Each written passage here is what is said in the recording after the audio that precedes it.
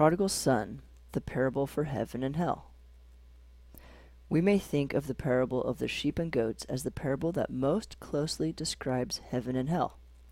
And that's understandable, because Jesus practically says that.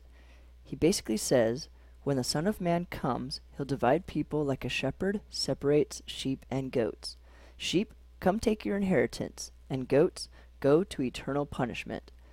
He says this to the folks who either helped the poor, the sheep, or didn't help the poor, the goats.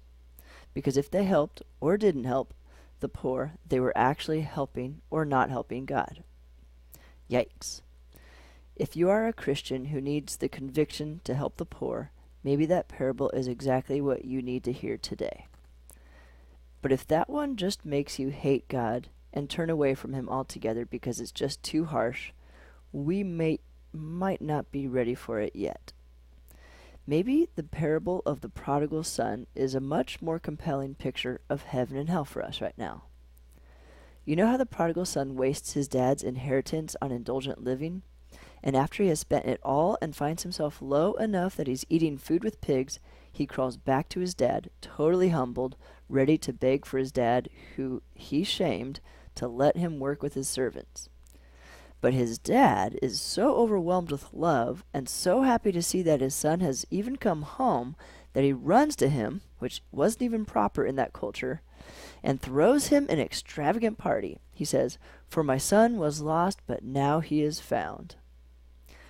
What if eating with the pigs is pretty close to what hell looks like? It is the result of following our immediate pleasures. We find ourselves in a place of poverty and not even able to find satisfaction. And what if what we have to do to find heaven is to humble ourselves and crawl back to the Father?